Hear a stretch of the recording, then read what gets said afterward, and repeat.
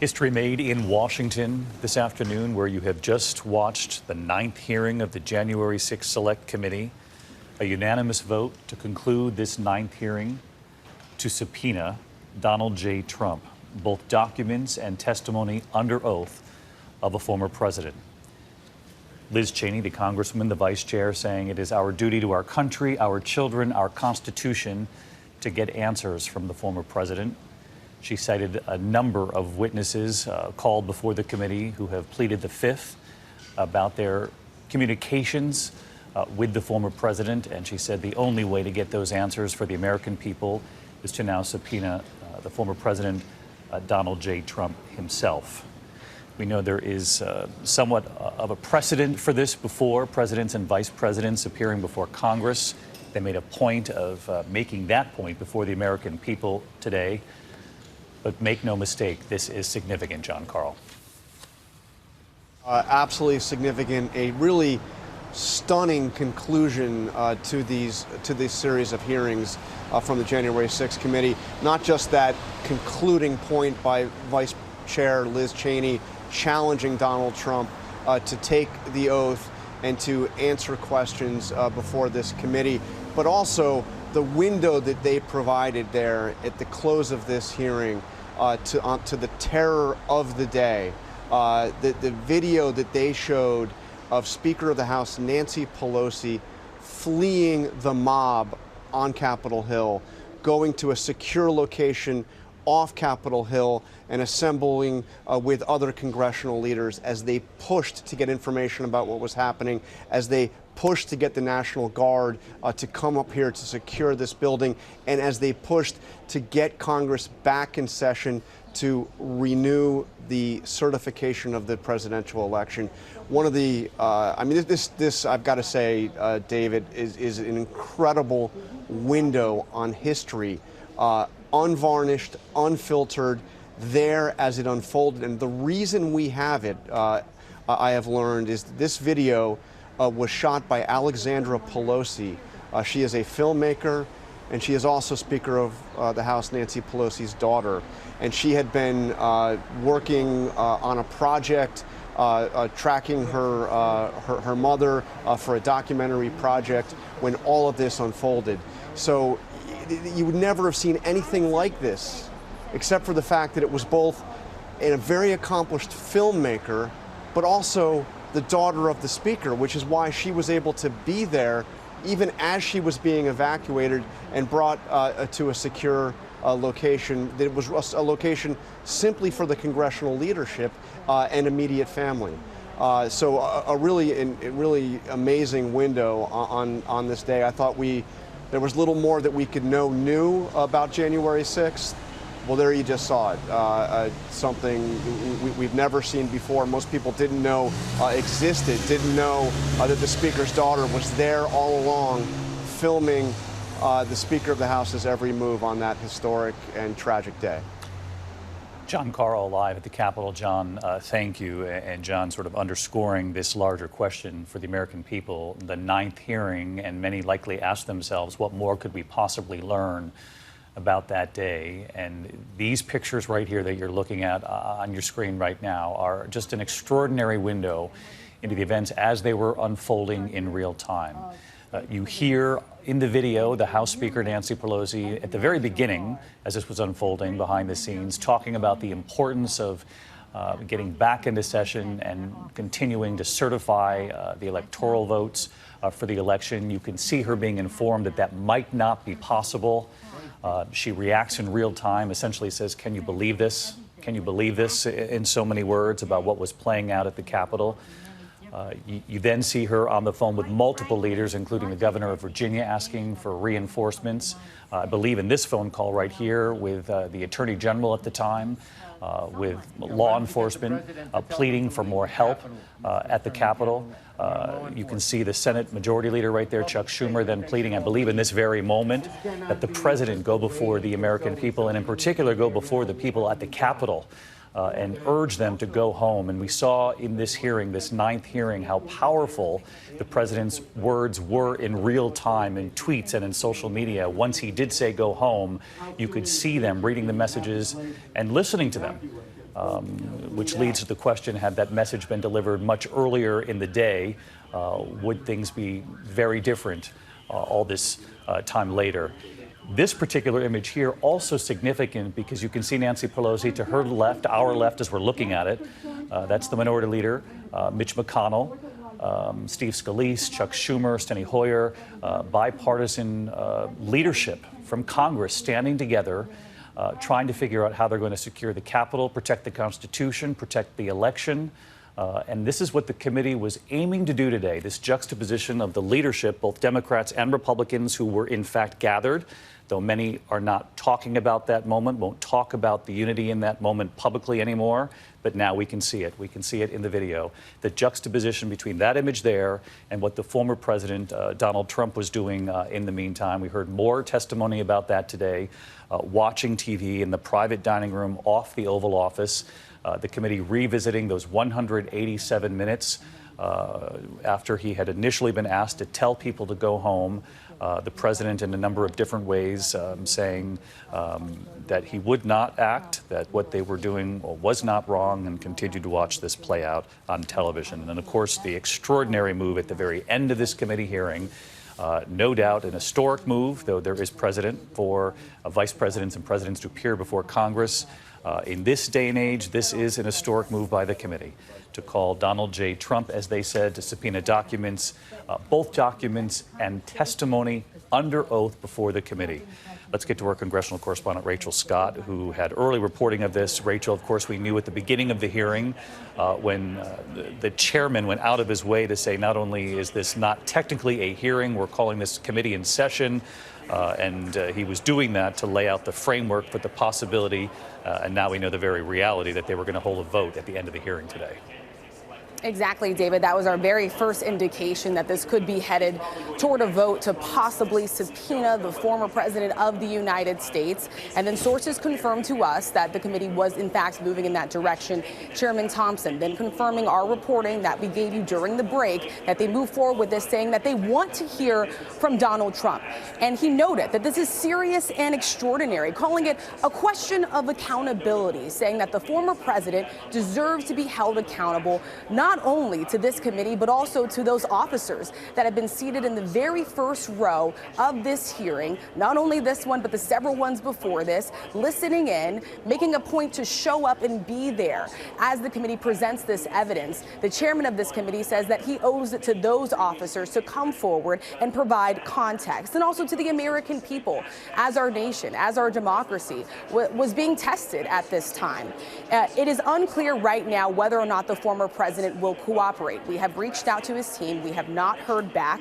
He doesn't really have an option necessarily here. If he refuses to comply, this could come before the full House for a vote to hold a former president of the United States in contempt of Congress, in the same way that Congress and the House has moved forward to hold former Trump officials, Mark Meadows, Steve Bannon, in contempt of Congress as well, David. And you don't need me to tell you, Rachel, 26 days until the midterm elections. And of course, whoever controls the House determines whether or not this committee actually continues into the new year. I want to bring in Republican Sarah Isgur, served in the Trump administration at DOJ. Sarah, do you agree with this move to subpoena the former president? It'll be fascinating. What you're hearing right now is the sound of Trump's lawyers scrambling to think through all their options. They can ignore this subpoena. Of course, that would then lead to a referral from Congress to the Department of Justice, an easy move to then indict the former president for ignoring a congressional subpoena. They can contest it. Of course, they tried to do that when Congress subpoenaed tax records. The Supreme Court ruled 7-2 in 2020 in the Trump v. Mazars case that, in fact, a former president's records could be subpoenaed by Congress. That did not raise executive privilege problems. He could try to plead the Fifth, but it's worth noting that you can waive your Fifth Amendment rights if you answer some questions and then try not to answer others. And of course, he could follow what Jonathan Karl mentioned earlier. He could testify and enjoy the largest stage he's had in several years. Well, sir, I'm curious because they made the case at the beginning of this hearing that so many Republicans, so many members within this administration helped paint the picture, that it was Republican witnesses who came forward and helped connect the dots on January 6th. You worked in the administration, of course, over at DOJ. Do you agree with the case that Liz Cheney laid out here at the end of this hearing, that it is important for the American people to hear from the former president, that he answer questions? I certainly think for posterity, for what actually happened on January 6th, we will never have a complete picture without knowing from the president himself what was going on that day in the Oval Office. As she said, Congresswoman Cheney, we have heard from so many of the political staffers who worked for President Trump, who worked in the Department of Justice, including those folks that I worked with earlier, but they can't get us inside his head. We need to hear from him under oath if we want to know what happened that day. Politically, however, there are large chunks of the country that may not care. Sarah Isgur with us, former member of the Trump administration at DOJ. Sarah, we appreciate your insight as always. I want to bring in former Democratic Senator Heidi Heitkamp watching this with us this afternoon as well. Heidi, an extraordinary ninth and perhaps final hearing, certainly the last hearing before the midterm elections. You heard the case laid out by the Congresswoman Liz Cheney there, that they subpoena both documents and testimony under oath from the former president. You think that's necessary? I think it's absolutely necessary because the piece that we don't have right now is the direct connection between the president and the insurrectionists. And that's why you saw Flynn take the fifth. That's why you saw Stone take the fifth. There is more story there, and there's more involvement in a totally speculative way of the president of the United States in directing these activities directly. And without that direct connection, you don't have the story. What I think is so interesting about this is how somber that moment was on the committee. They understand that this is a moment in history, that this is a serious event for Congress to subpoena the former president. And I can't pass an opportunity to kind of draw the distinction between the Oath Keepers who are currently under trial for doing what the president asked them to do, in my opinion, and the president dodging the subpoena to come and defend them and defend his militia in front of this committee. And I think that that's a story that's going to circulate within those right-wing extremist groups, that the president has an obligation to go to this committee and defend them. He's promised to pardon them, but speaking on their behalf in front of this committee could be pretty interesting bait for the president not to take. Essentially, the argument you're making, Heidi, is that it's not just the people who showed up on January 6th, of course, the Oath Keepers and so many others on the steps of the Capitol, but the authorities who helped pre-plan this and knew it was coming. Absolutely. And so they're currently on trial. So many of those people, whether it's the Proud Boys, whether it's the Oath Keepers, the 3%ers, but the president who literally called them my people, you're good people, I love you all. If he loves them all, then go defend them in front of this committee, because they don't look so good in front of this committee when the American public is watching. And Senator Heitkamp, before I let you go, I did want to ask you the obvious question about what we face here 26 days from now, the midterm elections. We know a number of people who were there on the 6th. They're actually running for Congress. There's a much larger group that includes those who are election deniers. So what we're looking at with these hearings, very important 26 days from now. And I can't help but to think back to the images we just saw for the first time. You had Nancy Pelosi, Mitch McConnell, Chuck Schumer, Steny Hoyer, a number of others from both parties gathered in that moment, knowing democracy essentially was at stake. That this was unfolding in real time. To see that behind the scenes and juxtapose that with what we're seeing publicly these days in this country, it's stark, the contrast. When you look at the leadership and the leadership of Nancy Pelosi very calmly talking about how to move the country forward and get this vote behind them, and you think about the president sitting watching television all by himself in the dining room, and then claiming he wasn't watching television, by the way. But, I think importantly, the question is what's going to be on the ballot? Is it going to be democracy, or is it going to be the economy? If you're Republican operatives today, you're going, yes, on a day when the president got horrible news on inflation, this is what people are watching. And I think it really puts it to the American public. Are we going to vote that inflation problem, global inflation problem, or are we going to vote for our democracy? And that's going to be a real test for the American public and for the electorate, and really for the people who are on the ballot today to make democracy an issue, a voting issue in this 2022, or it's going to be revisited by all of us again in 2024. I'd be remiss if we didn't mention Mike Pence as well, the former vice president, who was the one in that moment who is on the phone with Nancy Pelosi, and he was the one who delivered the news that they believed that they would be able to get back in session to help certify the election, his place in history as this was all unfolding. And then, of course, the message from the former president, the tweet that had immediate reaction on Capitol Hill from those who had showed up to support the former president when he said essentially that Mike Pence did not come through for us, that it was Mike Pence who was on the phone with the House Speaker Nancy Pelosi saying we are going to be able to preserve what our duty is. We are going to be able to get back in session. Yeah, I mean, no one can take that away from the vice president. But as I point out, the vice president used to be a member of Congress. And I think those of us who are members and former members have a special affinity to the institution and to the building. And it doesn't surprise me that he rallied to defend Article 1. Former Senator from North Dakota, Heidi Heitkamp. Heidi, always great for your insight. And of course, we look forward to talking with you a lot more in the next 26 days and certainly on election night right here. I want to bring in Martha Raddatz, our senior global affairs anchor. And Martha, you were on Capitol Hill as this was all unfolding. And again, this window that we were given in this 9th public hearing, and John and I were talking about this earlier, I gather for many people watching at home who have wondered at so many points along the way, I mean, really, what can we learn that will be new this time? I'm sure that we can only sense it as reporters here, exhaustion in this country, going back to look at this over and over again. And yet today we learned so much more, including those images that I was just talking to Heidi about.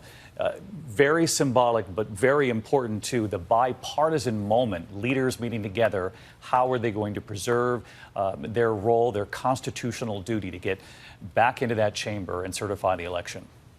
Exactly, David, and that bipartisan effort calling everybody they can to say, what can you do? Can you send the Guard? Get us back inside that building to certify that election. That's what they spent the afternoon doing. You know, people were scrambling at the Pentagon trying to get the National Guard there to clear out those rioters so they could send the members of Congress back in. You know, that site where they were, I have spent a lot of time at that site. It's away from Capitol Hill, and I know they prepare all the time for emergencies, but I'm sure that group of people who help protect them were as shocked as anyone that these members of Congress were streaming in to seek protection from those rioters on Capitol Hill.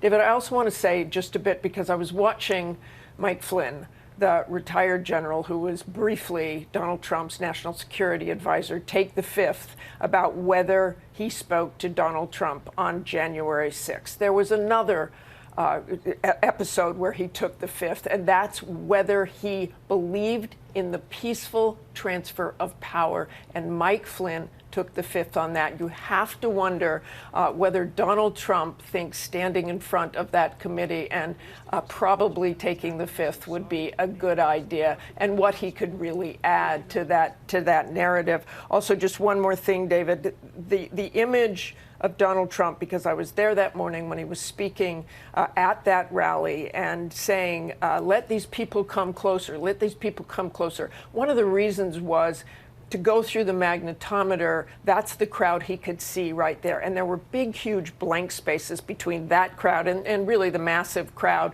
behind him. But in private, saying that we heard that testimony, I don't care that they have weapons. He knew they had weapons. They are not here to hurt me. And then that mob, that armed mob, he didn't care as long as they weren't there to hurt him. But boy, they were headed to hurt other people as well, according to this testimony. Yeah, that really landed yet again today, Martha. Our thanks to you. Again, the information Martha is alluding to has been mentioned in hearings before, and again, with a bit of a punch today, the fact that the former president and people very close to him in the administration had been warned that people had gathered there in the Capitol who were armed that day. And you could actually hear today when they played that part of the speech at the Ellipse, when the former president, made an appeal appeal to the Secret Service and to law enforcement to please let those people who are gathered beyond this immediate circle, let them in too. And the magnetometer that Martha speaks of, essentially a metal detector like we all go through at the airport and elsewhere. The magnetometers would have alerted, obviously, authorities to the weapons that have been brought to the Capitol. But the president, as Martha points out, according to testimony, was not concerned with that because he said they weren't here to hurt me, according to testimony there before the January 6th committee. I want to bring in our senior national affairs correspondent, Terry Moran, also watching with us today. And Terry, the big picture here, this committee set out today to demonstrate to the American people what was going through the former president's mind during all of this, the lead up to January 6th, the day of January 6th, and certainly afterward too. And to think about how the hearing started with Roger Stone, and other supporters who essentially said, Stephen Bannon as well, that the president will come out and he will declare victory on election night, whether he has won or not, whether the votes are finished. And we all knew they weren't going to be finished. They never are, but certainly in this election during a pandemic with the number of mail-in votes that were being counted. And then to see that play out in front of the American people today, he declared victory, of course, on that night. To then be told by Attorney General Bill Barr that these conspiracy theories about the election, the so-called, vote dump in Detroit that wasn't a vote dump, that's how they count the votes in Detroit, the absentee ballots in Pennsylvania, the Dominion voting systems, and then watching within hours or within a day or so, the president then going before the American people, even though behind the scenes he had been told essentially that this was nonsense from Bill Barr, going before the cameras anyway. And Terry, lastly, that moment that you and I talked about on the colonnade when he said after the Supreme Court, one of many legal challenges that he lost, after the Supreme Court also rejected a claim, he was so frustrated and angry that Cassidy Hutchinson said he told his chief of staff, Mark Meadows, "I don't want people to know that I lost." Because he was embarrassed, David. What the committee did today was tell a story, the story of a plot. And it unfolded ominously. It unfolded from that moment at the beginning when there were plans to claim victory on a night before all the votes were counted. A fundamentally un-American thing to do, to claim victory before all the votes were counted. And the central character in each step of the way, as the committee portrayed it today, based on the evidence and testimony that they got, was Donald Trump himself, driving this plot, as the committee described it, pushing the crowd forward. And there were the tangential characters around him, from Roger Stone to Mike Flynn, who had connection with the violent people. And then, as the storm broke on the Capitol, as the violence began, watching it on television, some witnesses having described it as almost gleefully watching it on television. And what they did was bring us into the Capitol, into the experience, not just of the police officers and the violence as we've seen before, but as you've been talking about, of the leaders of the American Congress themselves, scurrying through basement tunnels into windowless little rooms, desperately trying to figure out how to get their constitutional duty accomplished.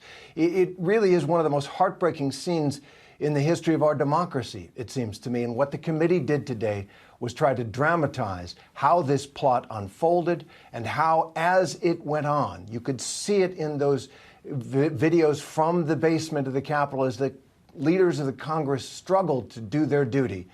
Our democracy hung by a hair, and the implication is it still does. That was certainly the case they tried to make today, in saying that the former president and those who still support him and the false claims that those are a current, present danger as we head into another election 26 days from now. We have just a couple of minutes here. Stick with us, Terry. One more question for you. I know for many of our stations, your local news begins at 4, just moments from now. But Terry, our sort of in-house historian here, the significance of a House committee subpoenaing a former president?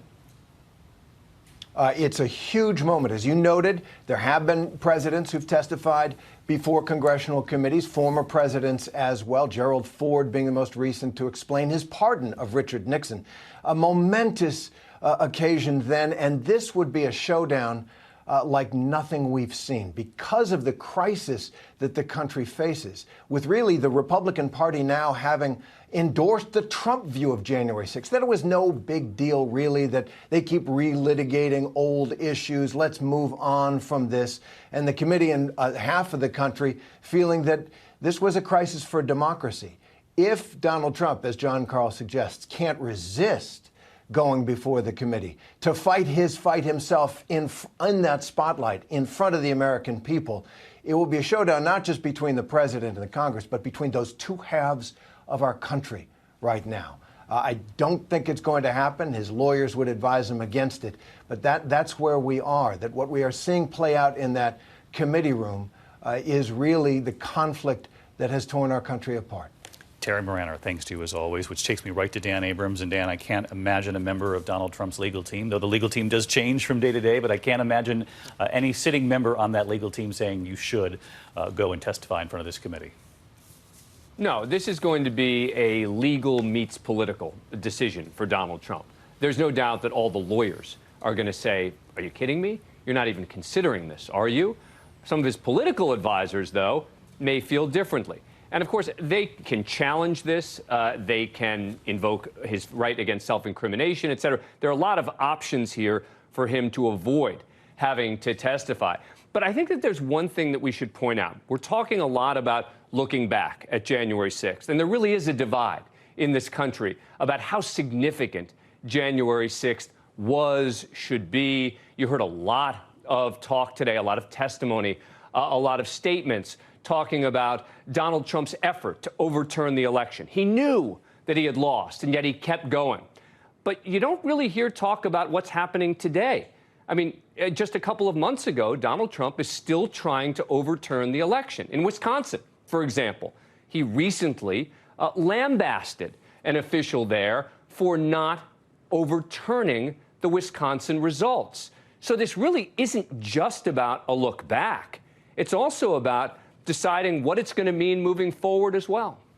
Dan Abrams, our chief legal analyst. Dan, our thanks to you again. The January 6th House Select Committee, in an historic move late today, voting unanimously to now subpoena the former president, Donald Trump, to both testify and provide documents for the committee and in front of the American people to testify under oath. We also saw those never-before-seen images of leaders from both parties trying to figure out how they were going to secure the Capitol and return to their constitutional duty of certifying the election. I'm David Muir here in New York. For many of you, your local news begins right now. Our coverage continues on ABC News Live and our entire team here for World News Tonight. We'll see you then. Until then, good day. This has been a special report from ABC News.